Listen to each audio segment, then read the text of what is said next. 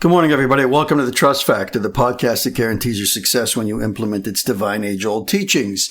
Shavua Tov. I hope you had an amazing Shabbat. I hope you enjoyed Friday's interview with Rabbi Elisha Mandel. Very, very insightful, especially for people who are just getting started, people who are raising young families, people who are trying to impress upon their young children the importance of having a head that is in the right place, knowing what your purpose is, knowing that there is a greater purpose and there is a creator that runs this world and that loves you and wants to see you succeed, instilling that in your children, being an example for your community and for your parents and for your extended family. Those are the things that Rabbi Mandel and a lot of the people that we're going to interview on this podcast deal with on a day-to-day basis. That's their bread and butter. That is what they occupy themselves with. And they sit and learn these things on a daily basis so that they can then teach it over to people like you and I who don't have all day to sit and learn about these high-level ideas of how to become successful in this world. That was on Friday. If you haven't heard it yet, go back and have a listen. This week's guest will be announced very shortly, but what I do want to announce is what season 2 is going to look like, because we're closing in on the end of season 1. We're coming to the end of this spectacular book that has given us so much. Shara Bitachon, the Gate of Trust. We've taken so much from this amazing, amazing book that was written almost 1,000 years ago. And we could see just how relevant it is today. Almost 1,000 years later, in some cases, I've made the argument, and you guys have heard it, and I think you'll agree, many times throughout the podcast, I've pointed out how much more relevant these ideas are today than they could have ever been in human history. And you wonder, how's that possible? The only way for it to be possible is the same way that the Torah, an almost 4,000-year-old document, is equally, if not more relevant today than it was back when it was given. God is by definition all-knowing. He controls everything. So he knows the past, the present, and the future because he controls it. He determines it. So for him to give us a Torah that is one time and one time only, but will span the entire creation, and every human being that will ever come into this world will benefit equally from that Torah, only God is capable of doing that. And I think we have demonstrated it through this book. What's season 2 going to look like? I think it's going to be an interesting juxtaposition. Same idea, same concept, but modern. Today, written specifically for today's world. The book that we're about to get into was written about 14 years ago, 2012. So we're going from almost 1,000 years ago to modern day. And that book, my friends, is a book that changed my life and the lives of so many people. The book is called The Garden of Emuna. I'm sure you've heard about it. If you haven't heard about it, well, I would suggest you go out and pick yourself up a volume. I started reading this thing back in the early days when I started to become what's called a Baal Tshuva, to start recognizing that there's this thing called God and there's a higher purpose other than just eating, sleeping, and working and repeat. And I picked this book up because my rabbi at the time had suggested it. And it was a game changer. A game changer. I must have read it probably 3 or 4 times by now. And I remember saying back in the early days when Oprah Winfrey was a thing and she had her book club, and any book that would make it onto her list would be an overnight success. And the problem was most of what she was sharing was just mundane, useless information like the rest of media in the world.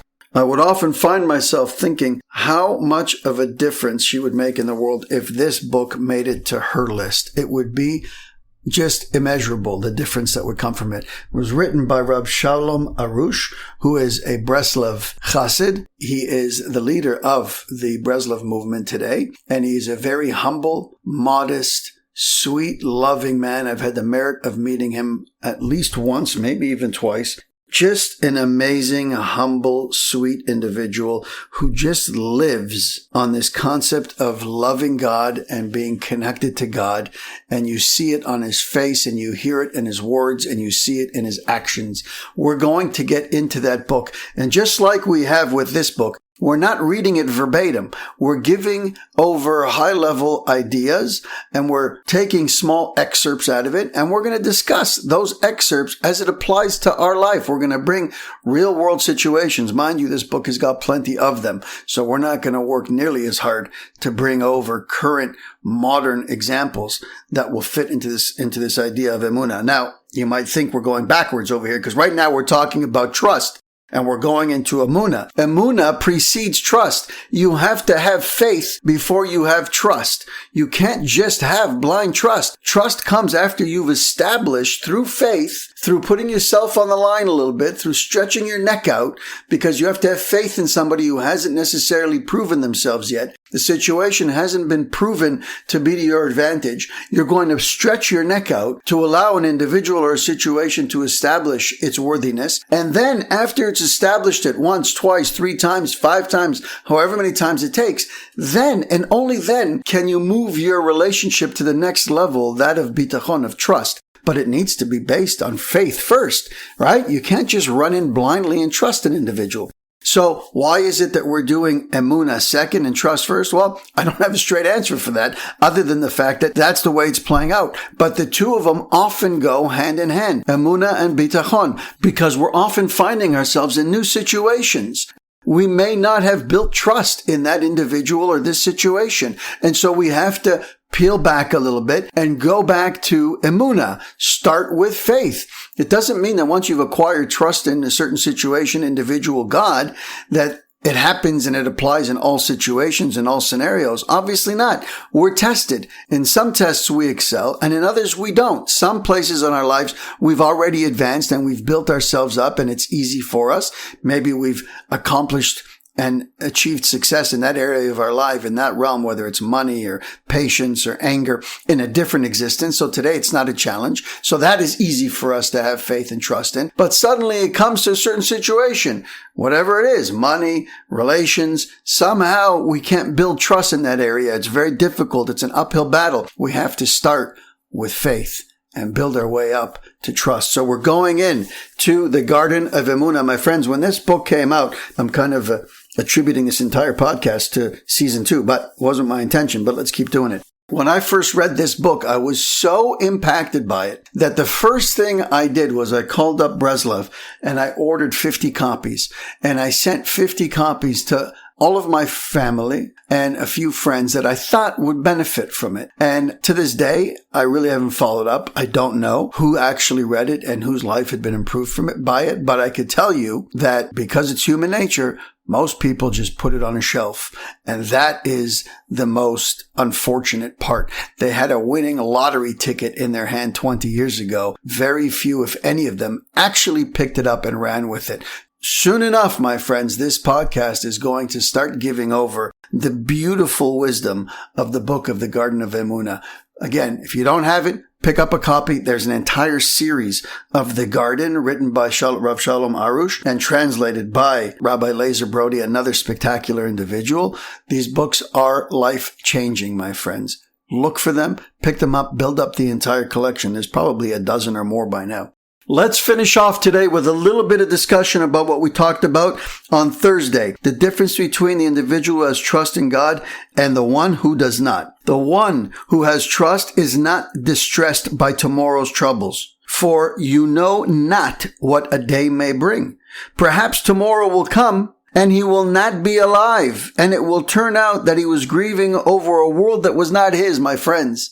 This is us. In a nutshell. This is anxiety in a nutshell. The what ifs of the world. What if this happens? What if that happens? What if this doesn't happen? Right? We're constantly thinking about the what ifs. And those what ifs, if you're a person who suffers from anxiety, you know those what ifs are at the extreme ends of reality. They are nowhere close to the actual reality that you're living in. But that's where our mind takes us. Somebody who has faith in God doesn't allow themselves to think about the what ifs. What do you mean, what if? I don't know what if. There's a billion different things that can happen. All I'm worried about is the here and now, right here, what's in front of me. I gave you the story about the rabbi. Somebody came to him and needed a huge sum of money, and the rabbi also earmarked a huge sum of money for Wednesday, but this person came and needed it for Monday, and the rabbi said, I know what's here in front of me now. I'm not going to worry about Wednesday. And he gave him the money on Monday and had to recover the rest of the money again for Wednesday. I know what today is. How do I know I'm even going to be here tomorrow? We have no idea, my friends. So somebody who understands that does not worry, does not concern themselves, and does not get anxious. It says, rather, the concern and grief of the one who trusts in God is that he is falling short in his duties towards the Creator. The only thing I'm worried about is, am I living my best life? Am I doing the things that I know I need to do to make my life and the entire world the best version of it that it can be?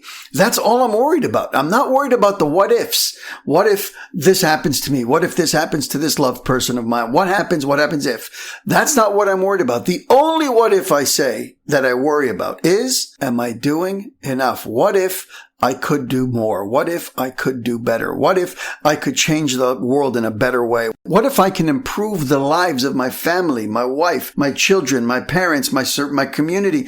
What if there's so much more than I can give? What if I should be doing a podcast? What if I should be an influencer? What if I should be countering the negative narrative that is out there and that is pervasive in the world today? What if there are so many things that I should be doing and I'm not doing it because I'm so focused on the acquisitions, on keeping up with the Joneses, on doing the things that the material secular world tells you that you should be doing, that your heart of hearts, is not really where you should be focusing your attention on. Can you imagine the world that we would all be living in if all of us only worried about making sure that we were maximizing the success of ourselves, our families, our loved ones, our communities, rather than thinking about the what ifs that are going to come and maybe hurt us in some way, shape, or form? And we all know that the only thing that could possibly affect us is that which God had signed off on.